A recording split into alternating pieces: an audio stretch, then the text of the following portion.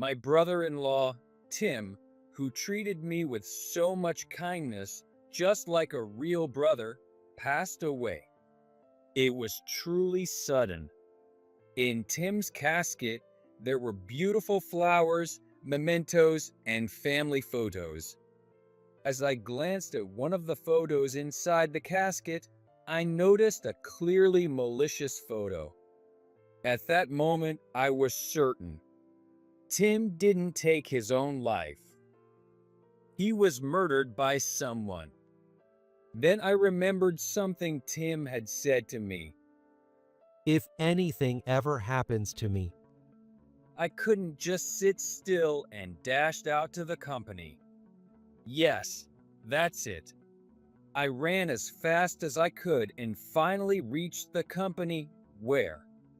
My name is Mike Murphy. I'm just an ordinary office worker. A few years ago, I married Emily, who works at the same company, and we've been living a happy life. However, Emily is not an ordinary office lady. She's the daughter of the company's president. When you hear president's daughter, you might imagine someone snobby and spoiled, but Emily is the exact opposite.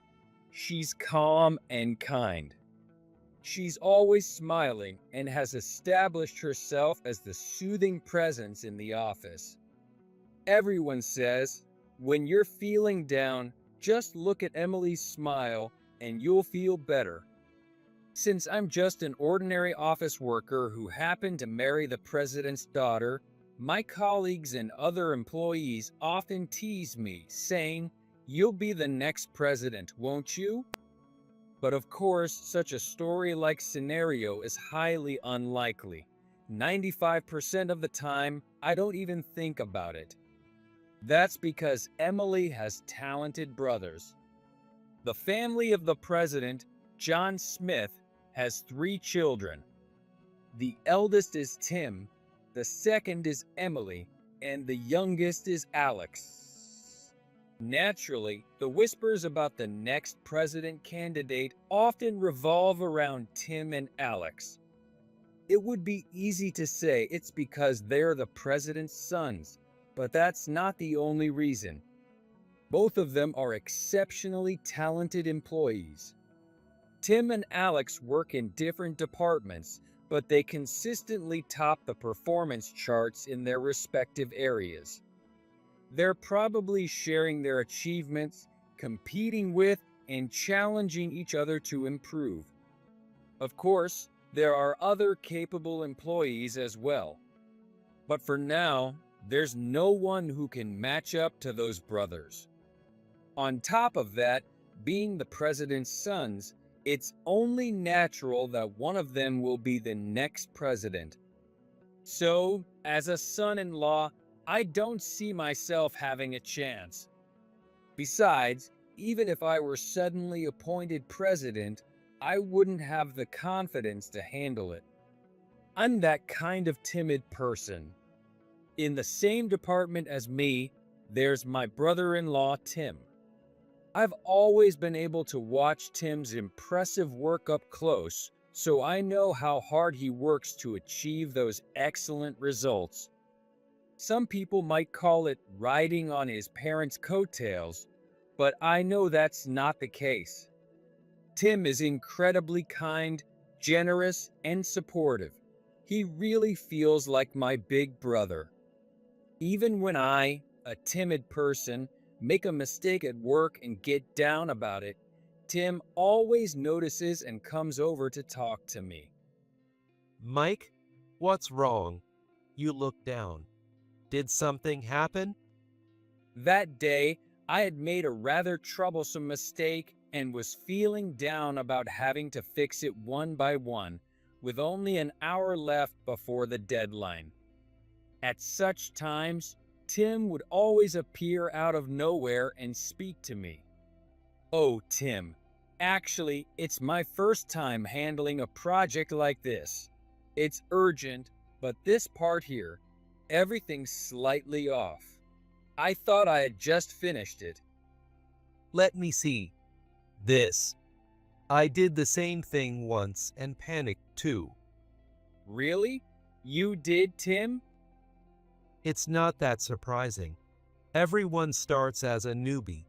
Besides, something like this isn't as big of a deal as the mess I made back then. We can fix it quickly. Really? I couldn't believe that even someone as capable as Tim had made mistakes like mine, but he always offered kind words to encourage me. Mike, don't worry so much. Try doing this here. Yes, just like that. Now, see this? Yes, it's fixed. See? I told you it could be fixed quickly, didn't I? You're amazing, Tim. Thank you. Mike, you always make things seem so dramatic. Now, this should make it in time, right? Mike, as I've always said, if you have any concerns or things you're hesitant to share with someone, talk to me first. Though, like this time, we might not always solve it right away. I have the utmost respect for Tim. I can't thank him enough. Moreover, he doesn't treat me well just because I'm Emily's husband. He treats everyone this way. That's why he has earned the trust of the employees. Many employees rely on him, and he has resolved numerous troubles. His ability to handle situations flexibly is impressive. He's truly remarkable. All right, Mike, keep up the good work. Go for it. Yes, thank you. Someday, I hope I can be like him. Waving lightly, Tim left. As I watched him, he took a can of coffee from his desk and handed it to the janitor while chatting.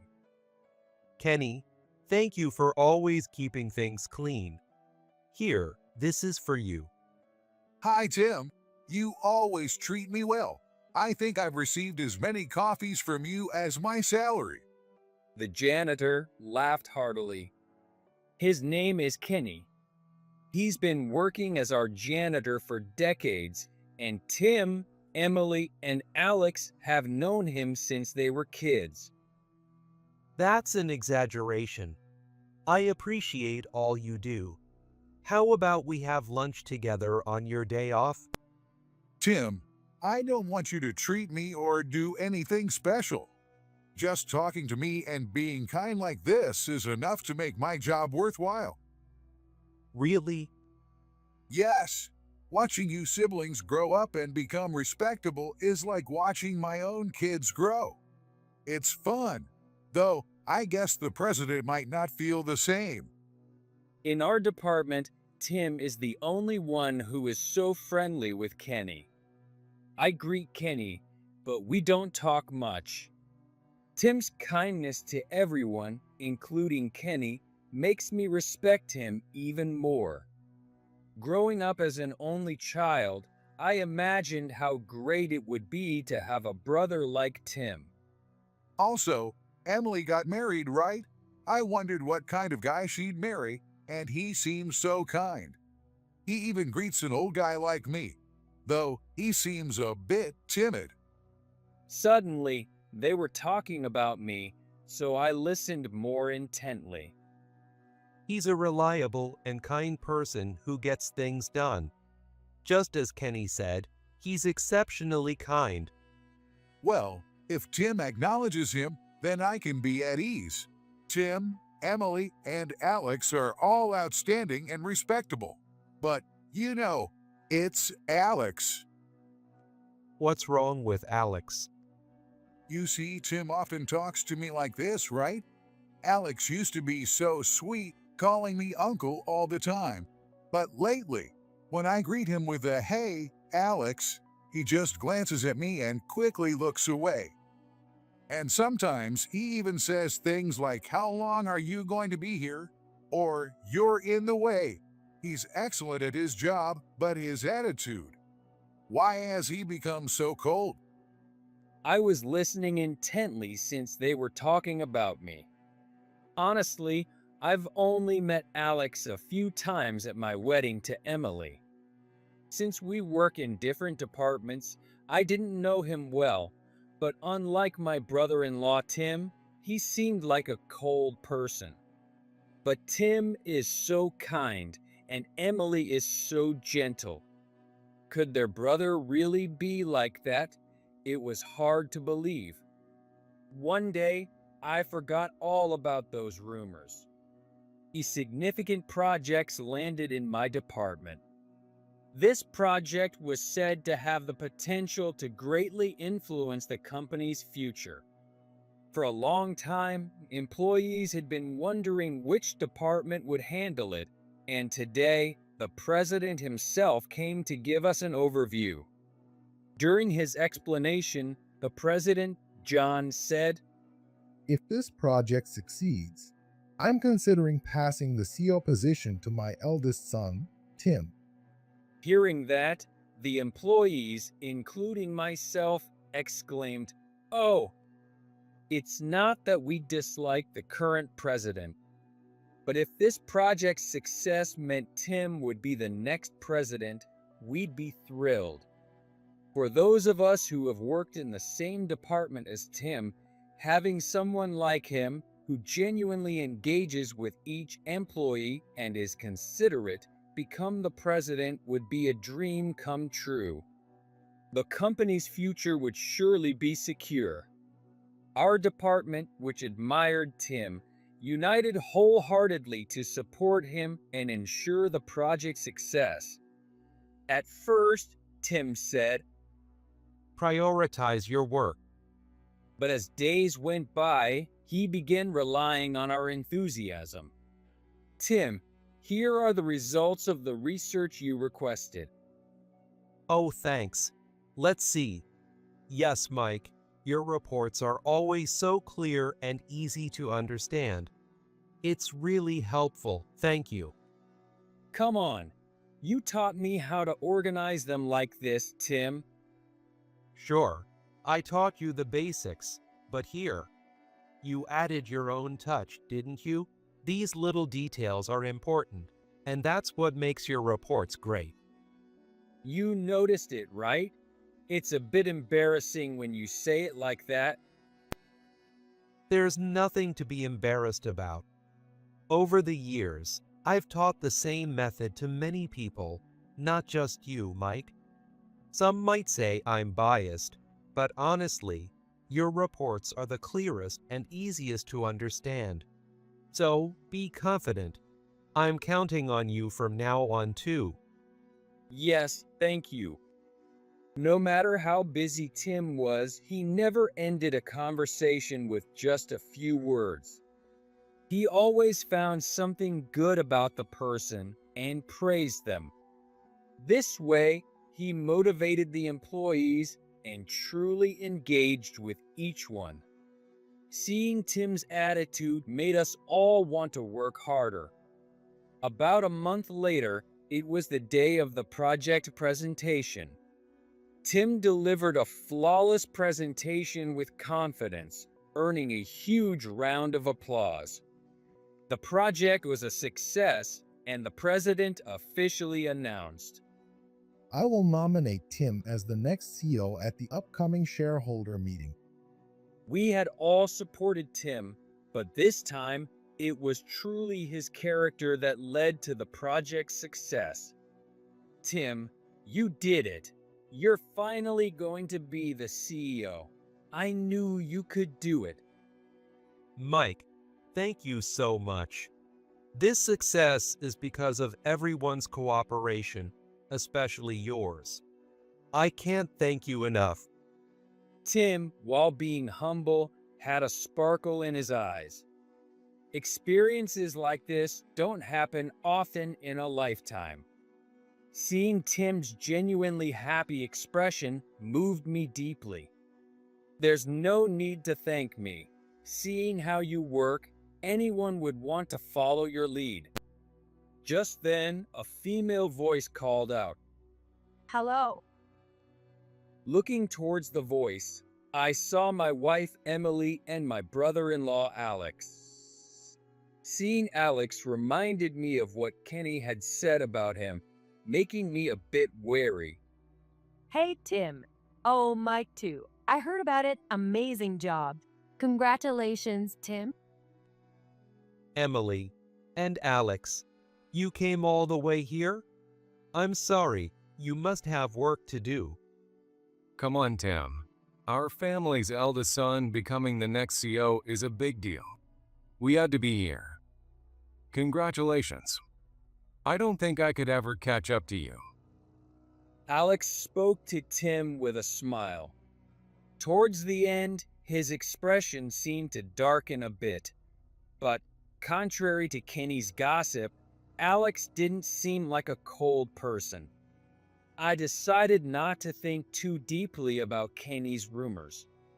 One day, a while later, today was my day off. The big projects was over, work had settled down, and we were free from the hectic days. Feeling drained, I was lounging lazily on the couch at home. I heard the buzz of a vibrating smartphone. Is it mine? I looked at the table behind me and saw that it was Emily's phone ringing. She answered it as usual. Hello, this is Emily. She replied cheerfully at first, but her voice gradually grew quieter. That's what I thought, but Emily's voice gradually became quieter. She kept repeating responses like huh and what, as if she didn't understand. Sensing something was wrong, I looked at Emily, and her face had turned pale as if she was about to faint. She was responding in a daze. When the call ended, she dropped her phone. Emily, are you okay? What's wrong? I cautiously approached Emily, and she stared into the distance, her expression unchanged, tears streaming down her face. Emily, get a grip. Are you okay? What happened? Did someone say something to you? I had never seen Emily like this before. Not knowing what to do, I desperately wanted her to speak and kept asking questions. Then, in a strained voice, she mumbled something. Emily, I'm sorry. What did you say? My brother Tim is dead. In a daze, I hurriedly put Emily in the car and drove to my in-laws' houses. I couldn't comprehend what was happening. Did Tim have a medical condition? No, I had never heard anything like that. Emily had never mentioned it either. Being told something like that out of the blue made no sense. My mind was racing, and I couldn't stop sweating nervously. What on earth had happened? The Tim I respected so much. When we arrived at my in-laws' house, my mother-in-law greeted us immediately. Seeing our pale faces, she seemed to understand why we were there. She invited us to sit on the living room sofa, and we sat down. It's about Tim, right? My mother-in-law said, and Emily and I urgently asked her what had happened to Tim. My mother-in-law began to speak slowly. She occasionally teared up, looking deeply pained. As unbelievable as it was, Tim was undoubtedly dead. He had been found bleeding behind the company building and was immediately taken to the hospital, but he was pronounced dead on the scene. It appeared that Tim had jumped from the company building. There was a note, and from its contents, it was concluded to be a suicide. It was suspected he jumped because it happened in a blind spot of the security cameras. In other words, Tim jumped without anyone seeing. Tim, why did you do such a thing? With his appointment as the next CEO, the employees, and surely Tim himself, were looking forward to the company's future. Why now, just when everything was about to begin? But the dead tell no tales. Why he chose to leave this world so suddenly, I couldn't understand. Was Tim struggling with something? Even though I was so close to him, I only relied on him and couldn't truly help him. I couldn't do anything. And then the day of his funeral came. Many people attended the funeral of the well-liked Tim. In addition to my in-laws, my family, and all the employees from Tim's department were present. Kenny, the janitor, was also there, looking extremely upset. He had lost Tim, someone he was very close to. His grief must have been immense. Even now, a few days later, everyone looks somber. Part of me still thought that Tim might just walk into the office one day as if nothing had happened. I approached Tim's casket. Inside, along with Tim, were beautiful flowers and mementos.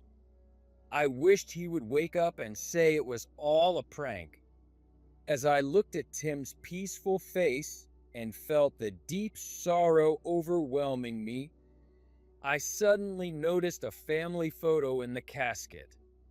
I had heard that placing a photo in the casket means taking those pictured with you to the afterlife.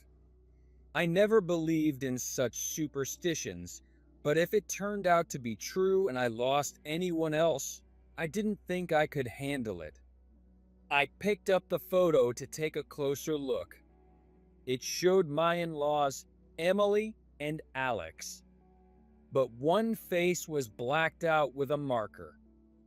In the family photo, Tim's face was deliberately blacked out. I see. I was convinced.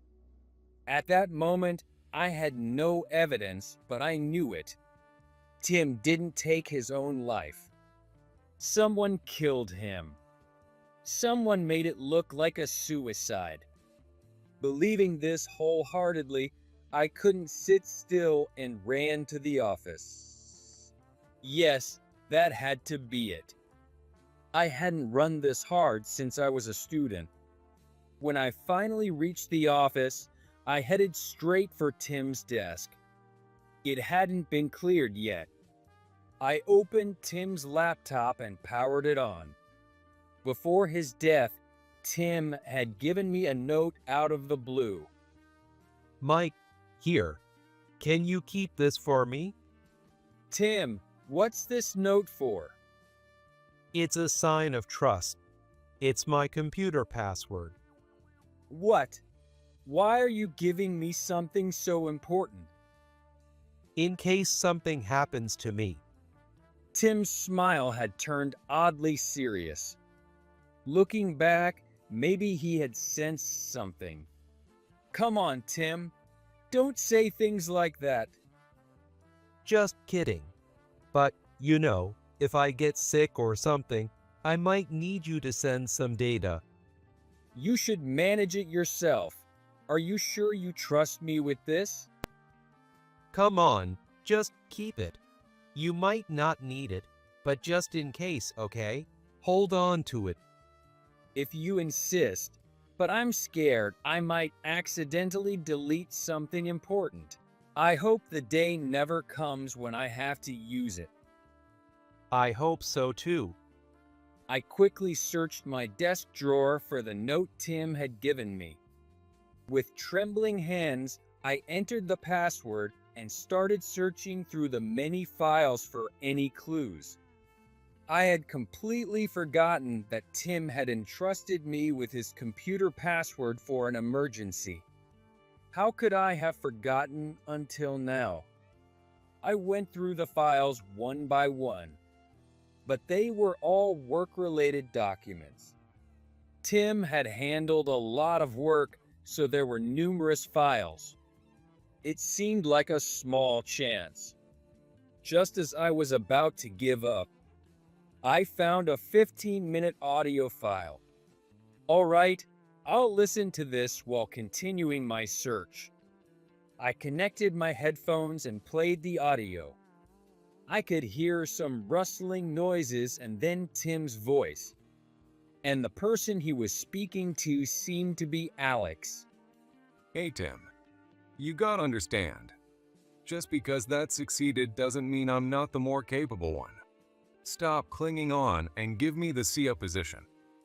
Seriously, the voice I heard was Alex's, but it was filled with resentment, nothing like the kind and supportive brother who had celebrated Tim's appointment as CEO. Yeah, Alex, you are talented, and I think I understand what you're trying to say. So you're finally stepping down. Do you know how many years I've waited for this? No, Alex, that's exactly why I can't hand over the CEO position to you. Damn, you son of a. Tim spoke calmly, trying to reason with Alex. Even when Alex intimidated him, his tone remained unchanged. Alex, your skills are essential to this company. Many rely on your capabilities. But I love this company and the employees. I want to cherish them. That's why. Shut up. You keep spewing that nonsense.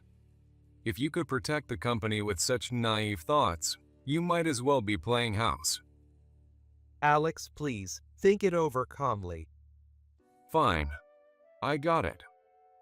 Alex, do you really understand? Yeah, it means you need to disappear from here. What did you say? I said, I'll make you disappear, so I can take over as CEO. That's the only way. Be ready, Tim. Footsteps fading away, the sound of a door closing. After hearing this, I immediately called the police. I explained the situation to the officers who arrived and rushed with them to the funeral home. Mike, where have you been? You ran off suddenly, and I was so worried. At least answer your phone. I was terrified something might have happened to you too.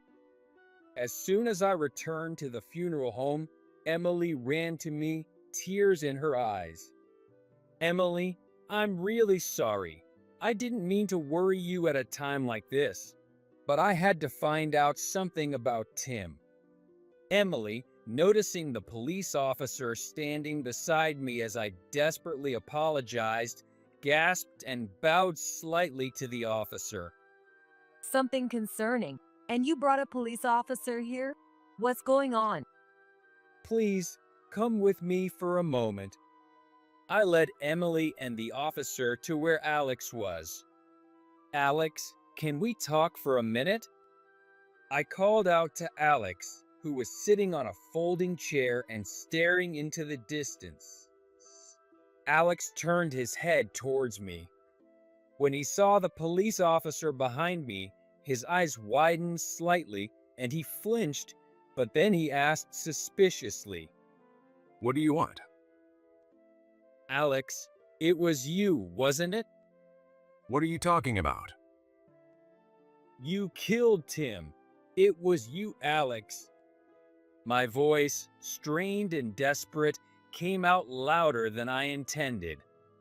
Everyone in the room heard me and turned to look. The room fell silent. Wait. No. What are you saying, Mike? You can't be serious, especially today. Alex quickly stood up, forcing a nervous smile. He acted as if he had no idea what I was talking about. Don't play dumb. There was a recording on Tim's computer of your conversation. You pressured him to give up the CEO position, and you even said you'd make him disappear if he didn't. As I spoke, Alex looked uncomfortable, but he quickly returned to his "I don't know anything" expression and started speaking smoothly. Come on, Mike, calm down. Even if I said that to Tim, do you have any concrete evidence that I actually killed him? Any records like that recording? I was stuck. Indeed, I didn't have definitive proof that Alex killed Tim. The room was silent. Desperately trying to think, I suddenly heard a loud voice from across the room. I saw it. Alex, I saw him. The voice came from Kenny, the janitor. Damn it. That old man, Kenny. Alex muttered under his breath. Kenny continued speaking loudly. I saw it. Alex called Tim to the conference room and they were talking. I was curious and pretended to clean the hallway while eavesdropping. Then, suddenly, Alex started yelling. He said, "You damn brother, I'm more capable, yet you won't give up the CO position. I could just get rid of you right now." Then he kept pushing Tim until he was backed up against the window, and Alex opened the window and pushed Tim out. Everyone, including me, listened to Kenny's story, stunned and unable to hide our shock. But hearing this, Emily's anger flared and she began to cry out. Kenny, if what you said is true, why didn't you report it immediately? Why didn't you consult someone right away? Were you planning to keep silent until someone brought it up? Did you just watch and let Tim die? Emily, please forgive me. I never meant to let Tim die. Emily, please forgive me. Then why? Why didn't you do anything? Alex, he threatened me into silence. At Kenny's words, everyone turned to look at Alex again. I saw Alex push Tim out of the window. I was so shocked I couldn't move, and then Alex came out of the conference room and saw me. He asked if I saw what happened. I was scared and said no at first, but then he yelled at me until I admitted I saw it. Then Alex said this to me. Don't you dare tell anyone about this. If you do, I'll get you fired immediately. And it won't stop at that. I'll make sure you can't find work anywhere else. And you won't be able to live a normal life. It won't just be you. I'll drag your wife and kids into this too. I'll make them fly like I did to Tim. I'm old. I've been a janitor here for a long time. If I got fired from here, I wouldn't be able to find another job easily, and I couldn't survive. And worse, my wife and kids could suffer because of me. So I was terrified. Looking back, I should have had the courage to tell someone. I'm such a fool. Please forgive me, Tim. Kenny collapsed into tears. Meanwhile, Alex looked guilty and stared at the floor. He muttered, "Damn it," and began to speak softly. I've been compared to my brother Tim all my life. Since we were kids, I could never beat him. It was frustrating. Why should I always be compared to him just because I was born a little later than such a talented guy? I could never win, so I worked insanely hard. I pushed myself to the brink of death with work, but no matter how well I performed and surpassed him, our parents always saw him as the CEO. Isn't that unfair? The best person should be the top of the company. So I told Tim that, but he wouldn't acknowledge it. He wouldn't step aside, so I had to make him understand. But he never did, so I had no choice but to get rid of him. I did it for the company, to keep it performing well and progressing. Alex. I interrupted Alex, who was talking about his jealousy towards Tim, and sat him down, saying I had something important to tell him. I found this document on Tim's computer. When I was going through the files, I found a message addressed to you. Please read it. I handed Alex the printed document. To Alex, if you are reading this, I am probably no longer in this world. I don't like to think about it, but The document began with this line and contained Tim's thoughts on how he wanted Alex to lead if he became CEO. I want you to be a kind leader. Talent alone won't make employees follow you. Employees are the company's treasure. You're talented enough to do this. It shouldn't be too hard for you. So, be kind and considerate. If you can become such a person, I will gladly support you as the CEO. And if I could be there with you, we could grow the company together. As Alex read the letter from Tim, tears streamed down his face.